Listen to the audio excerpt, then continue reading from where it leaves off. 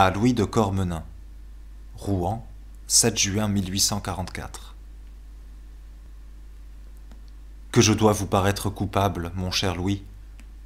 Que voulez-vous faire d'un homme qui est malade la moitié du temps et qui est si ennuyé l'autre qu'il n'a ni la force ni l'intelligence d'écrire même des choses douces et faciles comme celles que je voudrais vous envoyer? Connaissez-vous l'ennui? Non pas cet ennui commun, banal, qui provient de la fainéantise ou de la maladie, mais cet ennui moderne qui ronge l'homme dans les entrailles et, d'un être intelligent, fait une ombre qui marche, un fantôme qui pense. Ah, je vous plains si cette lèpre-là vous est connue. On s'en croit guéri parfois, mais un beau jour on se réveille souffrant plus que jamais. Vous connaissez ces verres de couleur qui ornent les kiosques des bonnetiers retirés? On voit la campagne en rouge, en bleu, en jaune.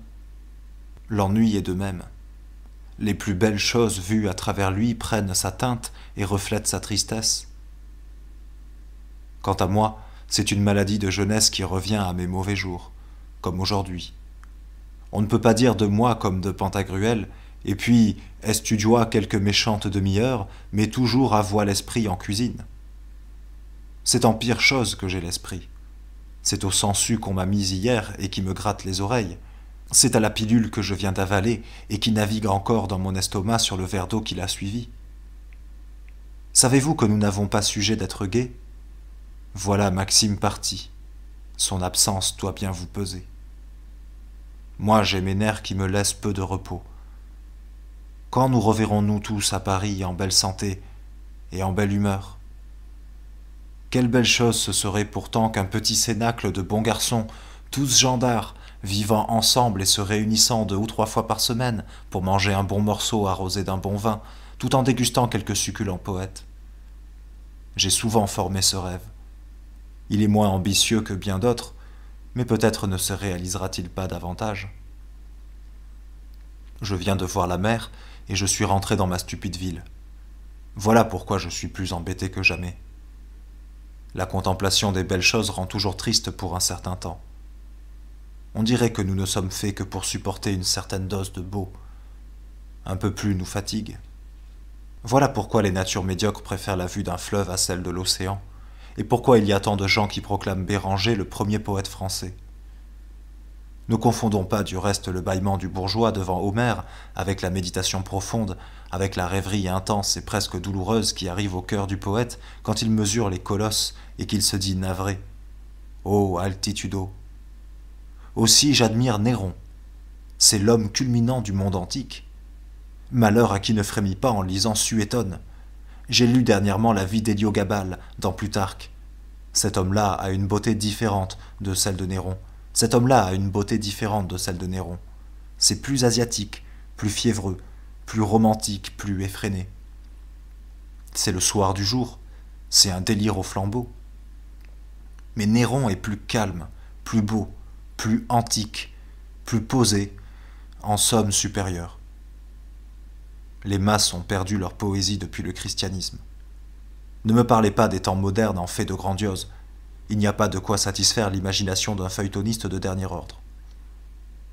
Je suis flatté de voir que vous vous unissez à moi dans la haine du Sainte-Beuve et de toute sa boutique. J'aime par-dessus tout la phrase nerveuse, substantielle, claire, aux muscles saillants, à la peau bistrée. J'aime les phrases mâles et non les phrases femelles comme celle de Lamartine, fort souvent, et, à un degré inférieur, celle de Villemin. Les gens que je lis habituellement, mes livres de chevet, ce sont Montaigne, Rabelais, Régnier, La Bruyère et Le Sage. J'avoue que j'adore la prose de Voltaire et que ses contes sont pour moi d'un ragoût exquis. J'ai lu Candide 20 fois. Je l'ai traduit en anglais et je l'ai encore relu de temps à autre. Maintenant je relis Tacite. Dans quelque temps, quand j'irai mieux, je reprendrai mon Homère et Shakespeare. Homère et Shakespeare. Tout est là. Les autres poètes, même les plus grands, semblent petits à côté d'eux. Il doit m'arriver ces jours-ci un canot du Havre. Je voguerai sur la Seine à la voile et à l'aviron. Voilà la chaleur qui vient. Je vais bientôt me dénuder et nager. Vous voyez de là mes seuls plaisirs. Il m'est arrivé un grand malheur. On m'a perdu une pipe dans mon déménagement de la rue de l'Est, un beau tuyau noir rapporté de Constantinople et dans lequel j'ai fumé pendant 7 ans. C'est avec lui que j'ai passé les meilleures heures de ma vie. N'est-ce pas un épouvantable chagrin de le savoir perdu, profané? Vous qui comprenez l'existence horizontale, sentez-vous toute la perte de ces 1000 charmants souvenirs que me donnait ce vieux tuyau? Ce pauvre tuyau qui m'avait soutenu dans mes jours de mélancolie, qui avait partagé ma joie dans mes jours heureux? Ce brave Maxime, le voilà parti. Quand reviendra-t-il? Son voyage va nous sembler long. N'importe, il sera, je crois, si utile que nous devons être contents qu'il le fasse. Nous le trouverons vieilli et mûri à son retour. Il s'écoulera, comme on dit, bien de l'eau sous le pont d'ici là. N'oubliez pas de m'envoyer exactement ces lettres, celles qui me seront adressées, et de me dire toutes les fois que vous en aurez reçu des nouvelles. Par le plaisir que vous aurez vous-même à en recevoir, je vous conjure de songer à moi. N'imitez pas aussi mes longues pauses dans notre correspondance. Dites-moi un peu ce que vous faites, ce que vous rêvez. Envoyez-moi des vers quand vous en ferez. Adieu, je vous souhaite tout ce que vous voudrez. Adieu, tout à vous de cœur.